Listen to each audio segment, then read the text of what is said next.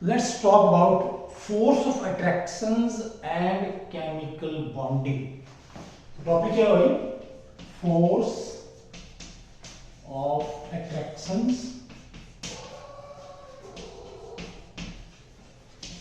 and chemical bonding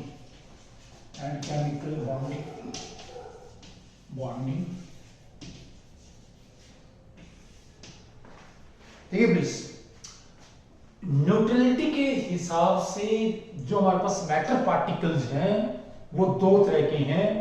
number one we have neutral particles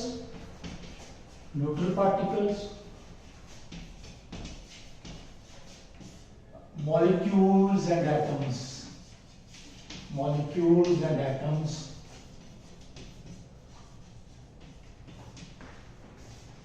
दूसरा हमारे पास क्या है?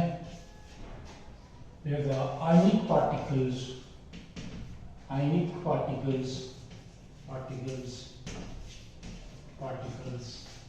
इसमें क्या है? चार्ज मास होगा प्लीज. चार्ज मास. इसमें जो आयनिक पार्टिकल्स है या जो आयंस हैं, ठीक है, वो दो तरह के हैं. एक तरह से एक तो कोई सिंगल एटम है, जैसे हमारे पास ये क्लोरीन एटम है, ठीक है. एक एटम्स का समूह भी होगा SO4 जैसे 2 नेगेटिव ऐसे प्लीज. चाहे वो कैटायंस भी होंगे ऐसे बहुत से. Okay please. तो न्यूट्रल पार्टिकल्स के बीच में जो फोर्स ऑफ अट्रैक्शन है, that attraction is according to law of gravitation या यूनिवर्सल लॉ ऑफ ग्रेविटेशन, जो कि हमारे पास क्या न्यूटन ने दिया था. Newton's universal law of gravitation.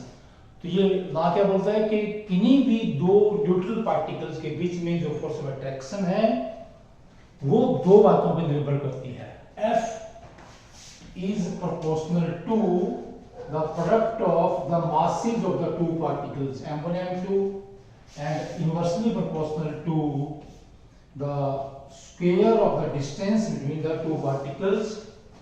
Okay, and here if we take proportionality constant 1, right, अगर यहाँ पर हम proportionality constant 1 मान लें तो ये जो force of attraction है F is equal to m1 into m2 over r square. तो ये फार्मूला है.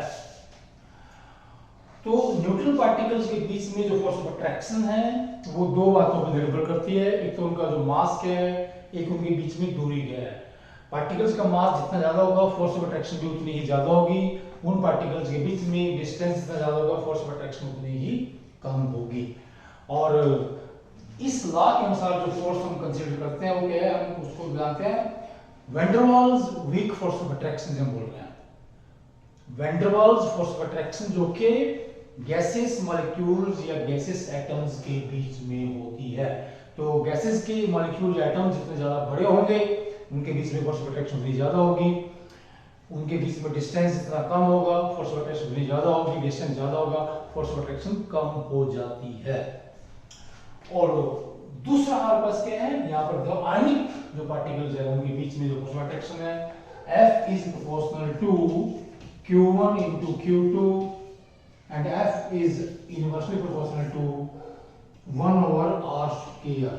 यहाँ पर भी अगर हम दोबारा फिर क्या है प्रोपोर्शनलिटी कांस्टेंट यहाँ पर क्या ले लें हम 1 ही ले लें. तो यहाँ पर क्या है F the force of attraction लिखते हैं फार्मूला ये बना के please. F is equal to the force of attraction is equal to r square नीचे आ जाएगा r square. तो ये हमारे पास दो फार्मूला बन जाते हैं 1 and 2 वेरी इंपॉर्टेंट.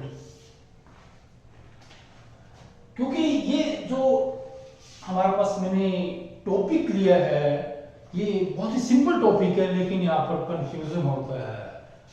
हम बच्चों से क्वेश्चन पूछते हैं फोर्स ऑफ अट्रैक्शन के बारे में, तो जहां पर उनको क्या ये लॉ यूज करने हैं उनको ये नहीं पता है कि जो कूलम्स लॉ है ये वाला, ठीक है, ये कहाँ यूज होगा. ये कूलम्स ने हमारे पास दिया था.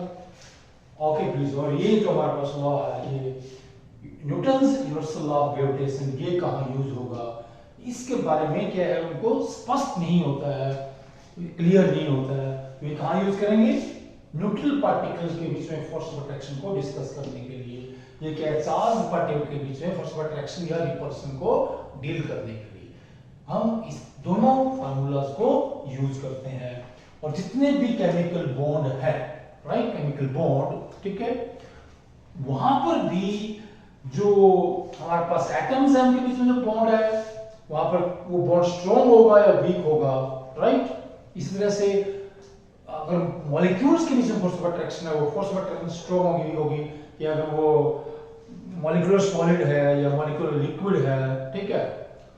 इस तरह से जो भी क्वेश्चंस होते हैं केमिकल बॉन्डिंग के, जिन्हें हमें फोर्स ऑफ अट्रैक्शन की वैल्यू से टैकल करना है, तो फोर्स ऑफ अट्रैक्शन की जो वैल्यू है वो हम इन दो लॉज को, इन दो मैथमेटिकल फॉर्मूलाज को, इक्वेशंस को यूज करके फोर्स ऑफ अट्रैक्शन देखते हैं।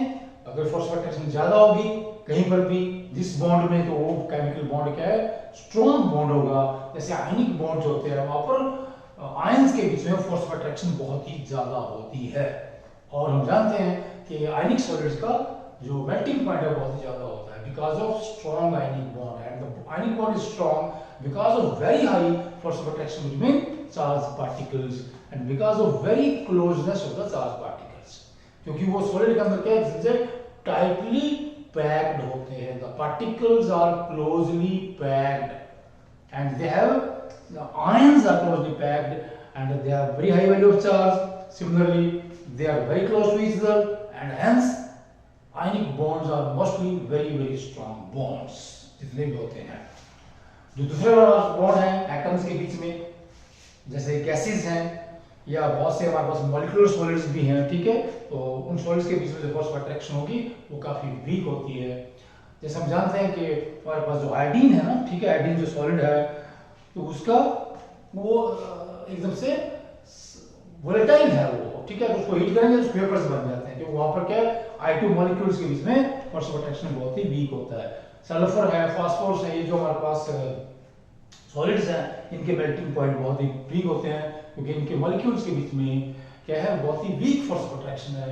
And that weak force of attraction we tackle with the help of this universal law of gravitation. तो केमिकल बॉन्डिंग, जितनी भी बॉन्डिंग अलग अलग, वो बेसिकली फोर्स ऑफ अट्रैक्शन है। और जो अलग अलग केमिकल बॉन्ड्स हैं उनके नाम, वो फोर्स ऑफ अट्रैक्शन कैसे अराइज होती है, उस फोर्स ऑफ अट्रैक्शन का ओरिजिन क्या है, उसके आधार पर हम अलग अलग केमिकल बॉन्ड्स को अलग अलग नाम से पुकारते हैं depending on the nature and origin of the force of attraction which is there in any particular bond, right? Okay, please. Thanks. Namaskar.